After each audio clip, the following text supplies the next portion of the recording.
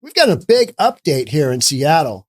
Crews remove a cabin and makeshift mine that homeless man Steve Irwin had built and was occupying in a critical area of a Seattle park. It's an update to that. Seattle crews went through and cleaned it up. Yeah, this happened just after a couple of big stories broke. And it went international. Daily Mail covered it. New York Post covered it. Let's get into it. What happened? Here we go. I had a text on yesterday in the morning from Jeremy Harris. He's the Como reporter. He said, hey, you got to call me when you get a chance. You got an update. And I'm like, oh, okay. It's an update. And he was literally over there, and we're going to watch the video. They were clearing out the park. So, the big question here was, did Seattle have this on their radar to clear out for a long time? Or did the coverage that happened, especially when it goes international, like when the coverage happened, did they kind of go, this is a terrible look. We gotta square this away. Let's watch this video. We're going to take a look at some pictures, and let's do this. This is from Jeremy Harris's story yesterday. Developing at 6, the city of Seattle has shut down a growing homeless encampment where a man built a cabin inside a park and claimed that he was mining for gold. City crews finally stepped in after weeks of concerns from neighbors who said the man was destroying Dr. Jose Rizal Park. Como's Jeremy Harris is live at the park tonight. And Jeremy, you've been reporting for months about the damage from this encampment.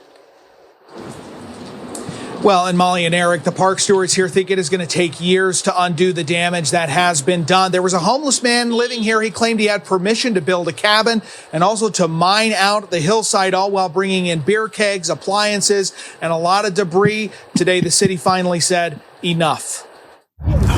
They have beer kegs in both hands, but today was no party for work crews who had to haul out an entire homeless encampment from Dr. Jose. I recognize all of this garbage. That the pallets were where he was going to build his original foundation. The cover deal, that's where he had this separate area up by his mining that the guy was carrying up to the garbage. Rizal Park.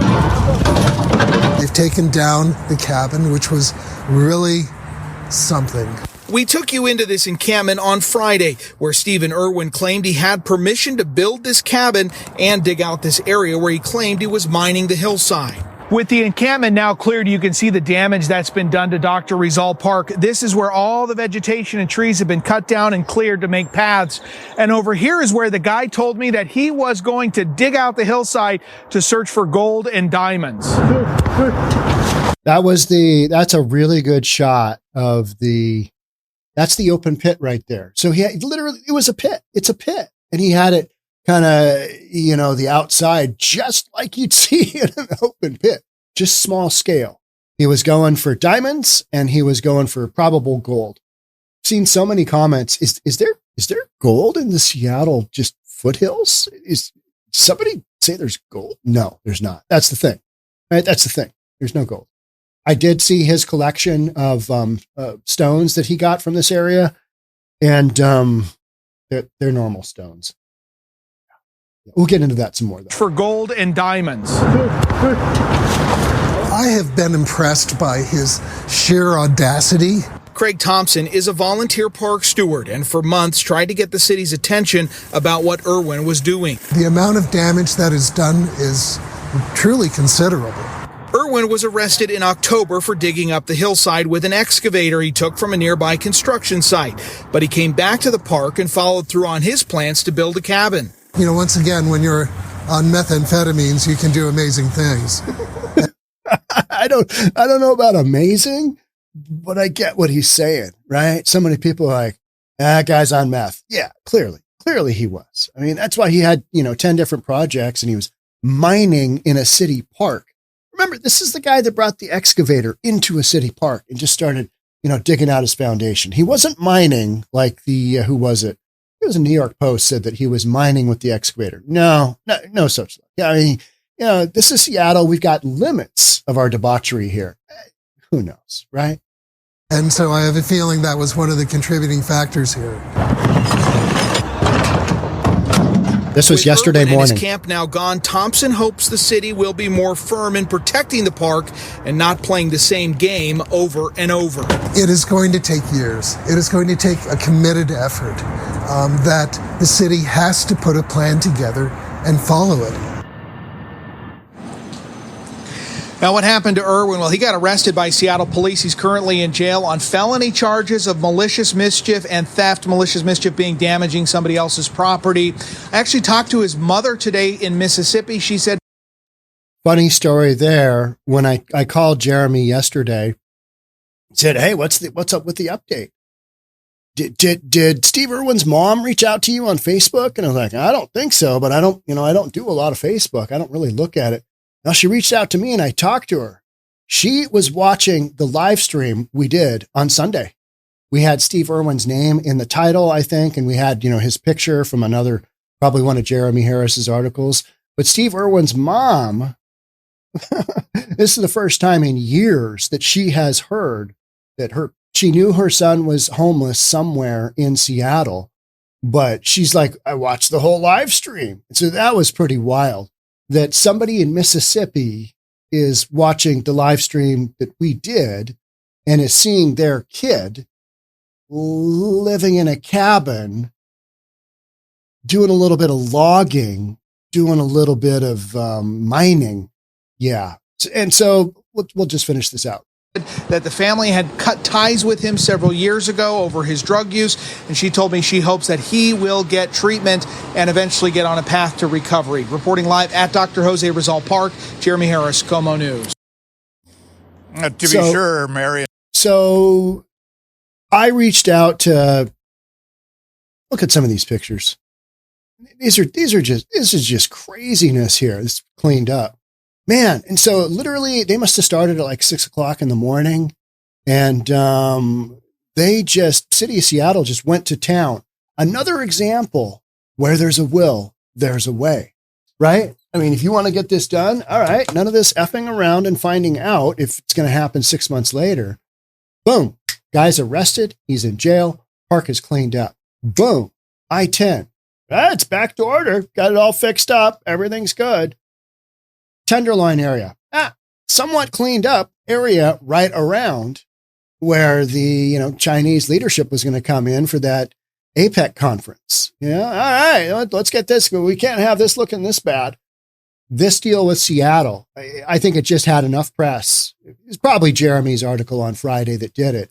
But the mom watches, that's my kid.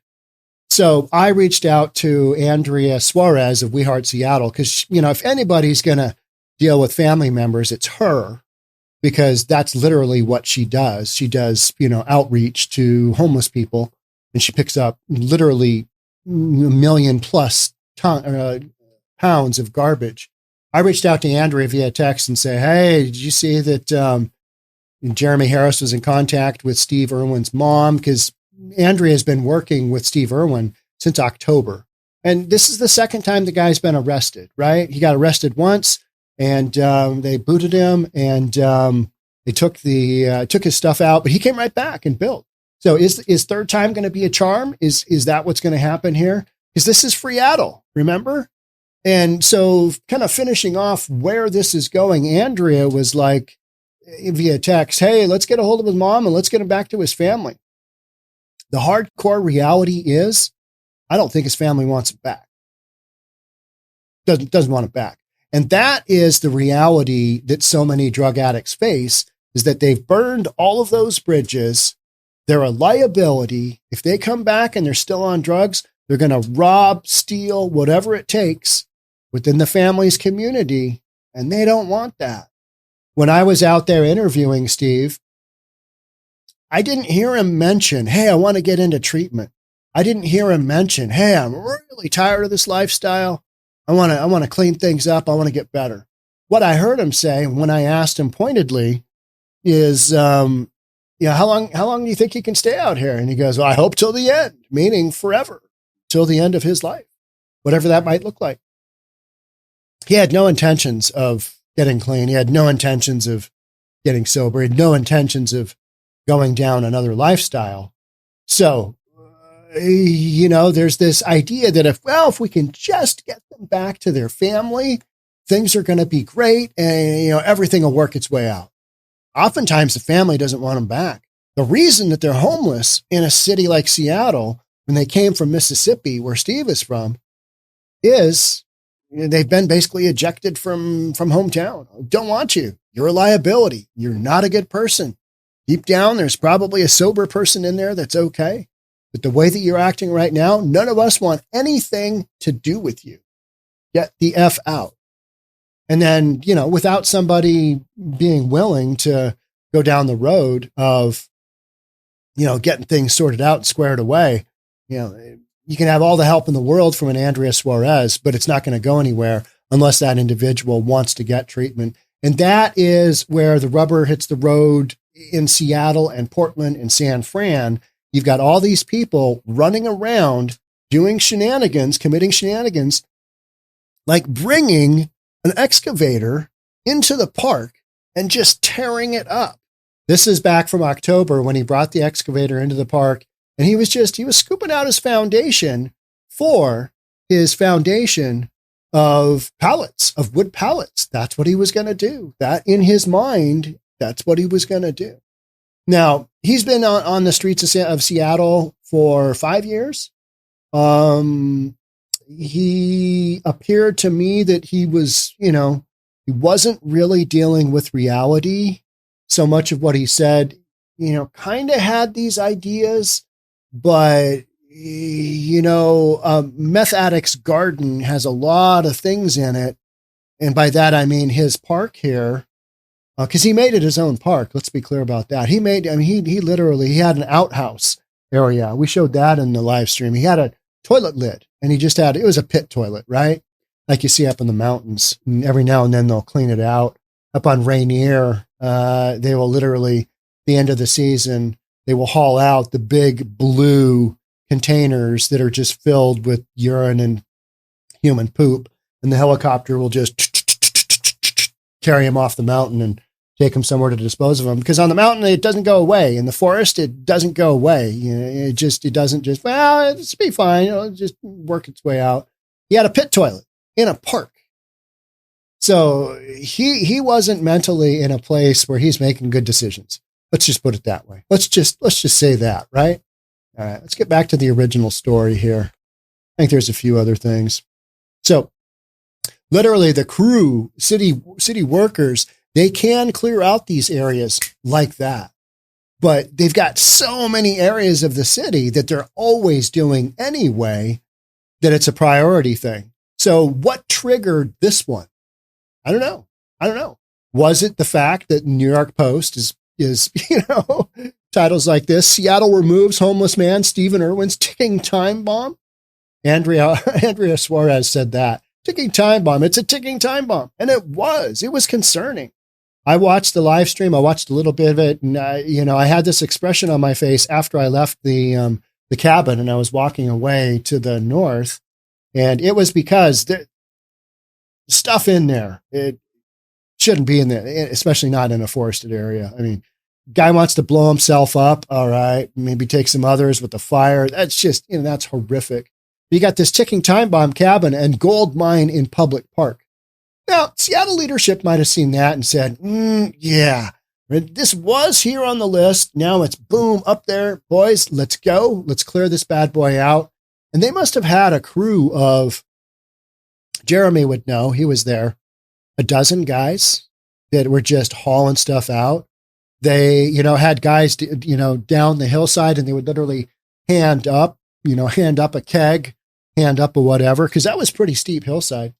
City work crews went into Dr. Jose Rizal Park Wednesday morning to remove a cabin and sprawling encampment that a homeless man has built over the last few months. Stephen Michael Irwin continues to claim he has permission to build the cabin in the middle of the park, despite being arrested when he took an excavator from a local construction site and began removing trees in the park in October. He's also recently removed trees as well. We saw them, and he's chopped them up and he's using them as cabin, which is all just 100% gone.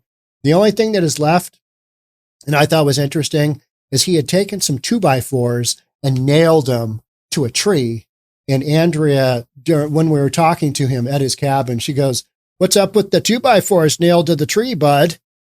You might remember that if you've seen the live stream.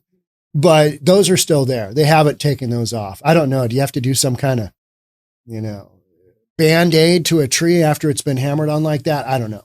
It's going to take years to restore the park, said Park Steward Craig Thompson. That's the guy that was interviewed by Jeremy just now. It's going to take a committed effort. The city has to put a plan together and stick to it. That is not going to happen. There's going to be no plan because you're going from one emergency to the next. You're whack-a-mole from, all right, we got to go to Ballard. All right. We got to go underneath I-5. All right. Going to bomb. It's going to happen here. We got to take care of that one. All right, Mercer Street Encampment. Let's go take care of that one. You're just reacting.